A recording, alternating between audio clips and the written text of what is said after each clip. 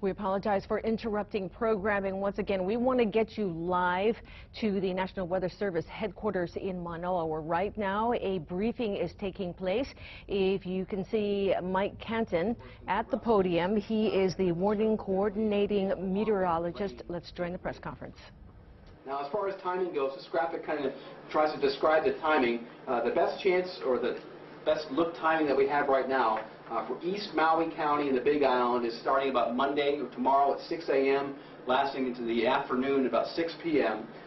Further to the west for western Maui County, westward towards Kauai County, we're looking at conditions beginning from the middle of the afternoon around 6 p.m. on Monday and then lasting into the early morning hours on Tuesday. That's a general time frame based upon our current track and forward speed of the system as it moves along. Now, right now we are anticipating Flossie remaining a tropical storm throughout its duration near the state as it crosses and remains south of us. We don't expect it to become less than a tropical storm until it's west of the state. Okay, so that's one thing that's changed over the last couple of days where we expected maybe a tropical depression. Instead, just to the south of the state, but now we're looking at a tropical storm. Okay, now remember, some slowing of the storm is possible. The storm could even speed up. Okay, so the timing may change and adjust. These numbers will be fairly close, but on either side, plan for a buffer there in your preparations that it may start a little bit earlier, it may start a little bit later. So we need to be preparing now for these times so we're not rushing at the times potentially when the impacts arrive. So the main points to review are listed here. Heavy rainfall is likely for the area, again 6 to 10 inches, and higher amounts for the windward areas, 2 to 5 for leeward areas. Strong winds are appearing more likely because the system strengthened overnight. We expect more of the winds to be around when the system makes landfall and passes near the state. Now, the exact track, if it tracks a little bit further south, that could dramatically adjust how far the winds get as far as for the western islands. All right now, it looks like Big Island and Maui County are a pretty good bet to see the winds. But Oahu and Kauai, because they're further north, if the storm tracks further south, after it impacts the Big Island or near there, we may end up seeing less wind. Okay, so it's going to really depend. We'll be making those decisions, determinations that really, as we get close to later on this evening and early tomorrow morning, based upon how the storm reacts as it impacts Maui County and portions of the Big Island. So it's a good time to, again, continue to review your disaster plans, pick up any supplies that you may need if there are power outages due to the wind, some tree branches going down. Be prepared for things that to keep light on in your house, whether it's flashlights, batteries for radios and flashlights, some water for you and your family. These winds will be strong enough, like I mentioned, to pick up debris and throw things around. So if you're in an area and you are concerned about wind damage to your home, you can consider boarding up your windows. Now, we're not recommending that everyone do that. If this was a hurricane situation with winds of 74 miles per hour or higher, we would be recommending people boarding up windows. Because it's only tropical storm force strength, the winds will be strong enough to blow things around, but we're not recommending that everyone go out and do that. But we are recommending those who are concerned with that, especially areas on the Big Island and Maui County where you'll be facing more of the brunt of the winds initially. That may be an area to be considering in your personal, with your family, what you'd like to do for your residents, because these winds will be strong enough to cause minor structural damage to roofs, lanais, shingles, and then some vegetation as well. So please keep that in mind. Again, preparedness tips are available at the ready.gov and also getreadyhawaii.org. I wanted to just real quickly switch it over the screen here and show you the latest images here once we get through the black of where the storm is. You can see the system here tracking almost due west. In the last few hours, may be sagging slightly to the south, and that's where I'm saying that we're still within the range that our track could shift several miles north or south. So really focus on that cone that you can find on our website and other media outlets and other locations. Wherever you are in that cone, we're in danger potentially of seeing the impacts from this storm. Okay, so its track is due west, and again, just off the coast of the Big Island by early Monday morning. The winds at that point we're expecting to be maybe upwards of 100 miles outside of the center of the storm. So the wind impacts could be beginning for Hawaii County before the system reaches there. That's why it's a little bit earlier in the morning when those potential impacts will happen. What we are seeing is some drier air being wrapped into the system. If you remember the last couple of days, a real deep tap of moisture from near the deep tropics moving into the system. As you watch in the satellite image, the last few frames, we're beginning to see that deteriorate here as dry air gets wrapped in. So that could aid in weakening the system, and we still do anticipate a slow weakening of the system, generally and mainly due to that drier air being brought into the system, even though the system will be passing over warmer waters as it approaches the state. So that drier air should begin to weaken it as it gets a little bit closer. But again, this is formidable. The winds are stronger than initially forecast as it approaches the state, so there will be more of a wind threat. And again, rainfall will be a big deal all across the state. So that's what I've got for me. Anybody standing by for any questions that may be out there? Yes? Mike, yesterday you were pretty confident that the storm was going to be weakening as it moved closer to the islands, but yet it strengthened overnight. Can you tell us exactly, and I know you already touched a little bit on it, but what happened? Sure, it's one of those things that weather forecasting you just never quite know. It's just when you think you know it, the atmosphere throws you a curveball. But really what happens is there's several different factors that factor into how a storm will weaken or strengthen and how quickly that may or may not happen. What happened is we were expecting those sea surface temperatures to cause that gradual weakening of the storm. But the combination of the deep moisture feeding into the circulation along with the spreading of air aloft above the system. So if you picture a chimney with a fire in it, if you put a fan above that chimney and suck the air away, it helps feed oxygen into the fire. So those upper level winds spreading away from the circulation allowed that ventilation and kept the storm strong. So it was able to overcome those cooler sea surface temperatures, and that's why we saw it strengthen. Okay, what's the likelihood of the storm re-strengthening? So we at this point, it appears that as it travels further west, there is more shear closer to the state. And the upper levels are becoming a little bit less favorable for development. So what we are expecting to see, those factors will continue a slow weakening trend like we've seen over the last 6 to 12 hours after it kind of peaked overnight. And then also, as it begins to interact with the Big Island, we're going to see some probably pretty dramatic changes to the circulation. So this is something that is somewhat unprecedented, having a storm aimed for direct landfall on the Big Island. Okay, as far as in recorded history, we haven't seen this. So how it reacts. We all know as the trade winds interact with the island, the winds spread around and then swirl in the lee of the island, so the low-level winds get disrupted quite a bit. So as this circulation comes in, we'll begin to see how the tropical storm feels the islands. And if you look at the image here, in the last little bit, you watch this line of clouds, there's almost a little bend that shows up. If you watch that leading edge.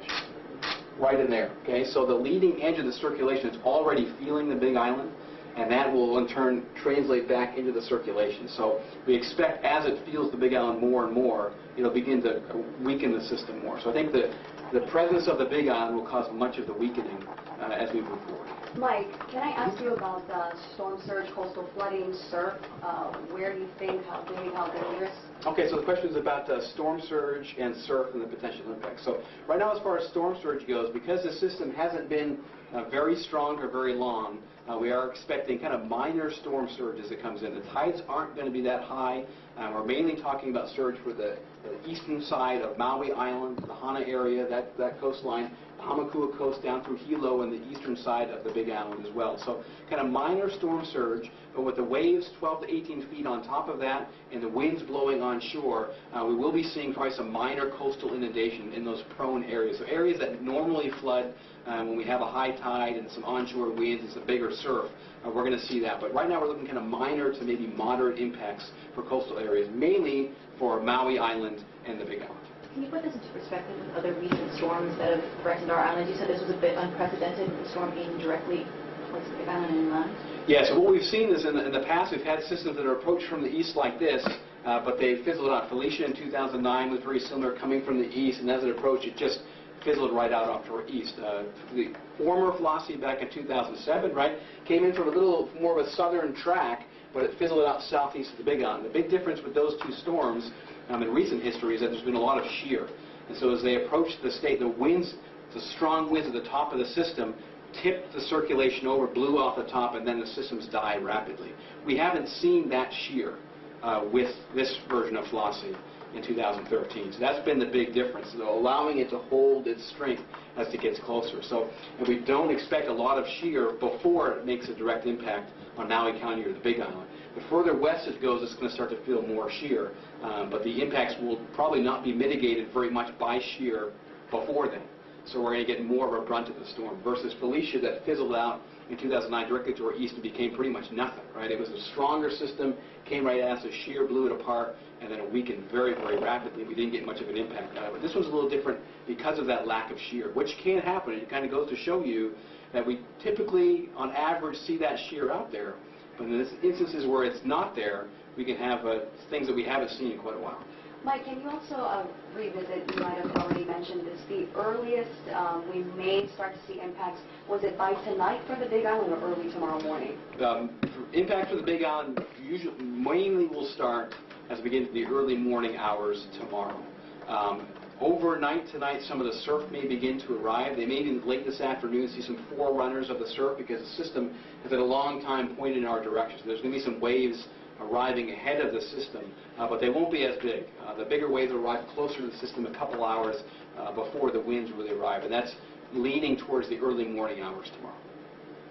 And this seems, something that is pretty obvious, but this is not the time for people to get into the water and try and get the waves and things like that and enjoy the surf.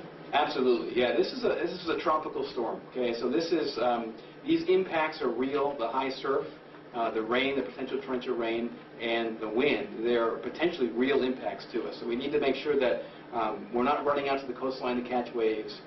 We're potentially limiting driving as the system approaches because of the roadways. That's something that Civil Defense will be talking about at the state and county levels as well. So just things to be thinking about for as far as travel restrictions and things. There's nothing official in place now. Things to be thinking about whether we really want to be out or we should be out when it's torrential rain, making everything slick, poor visibility, strong winds, and definitely not near the ocean. Those waves will be breaking. They'll be breaking over breakwalls, say like in Hilo Harbor, and along coastal benches. So if you're out there, the potential for being swept into the sea is very real, and we got to take that seriously. Any other questions? Anybody on the phone with any questions? Yeah, the Imada from the Maui News. I read your earlier advisory, and it said for Maui County, it said that the winds would start to hit Maui County tomorrow morning with the rains coming in the afternoon. Is that still the forecast? The rains would actually probably show up a little bit ahead of the winds, but the timing of the winds, yes, is kind of like the mid to late morning time frame for Maui County, and then the rainfall will be just a little bit ahead of that. Depending on how well the system holds together, right now on the western edge of the storm, there's not too much activity out ahead of it. So they may arrive close to simultaneously, but if you lean one way or the other, the rainfall will probably arrive before the strongest winds. But again, about late morning time frame for Maui County. Okay, for both the winds and the rain? Yes. Yeah, late morning. Thank you. Any other questions? Is this the first time since Hurricane Iniki that something has actually made a direct hit to the island? Hold on one second. I'm sorry. Hey, Colin? Hey, Colin, can you hear me? Could you repeat that question real quick? Yeah, I wondered how can we get a hold of these slides that you've been referring to? Okay, I can email them to you right after the press conference is done. Okay, great. Okay. Okay, go ahead. This is Sherry Bracken. One question on clarifying time on Hawaii Island. You mentioned 6 a.m., but did you say wind will come sooner and 6 a.m. is rain? Tell me the timing again, please. 6 a.m. is the timing of more for the wind. The rain may be a little bit earlier, and again, it'll probably be pretty close to a similar time frame.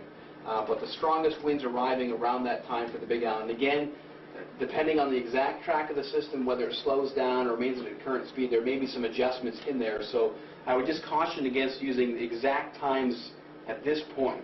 But it will be somewhere in that ballpark, kind of the mid to early morning time frame. Okay, thank you. You're welcome. Okay, we got a question here at the office.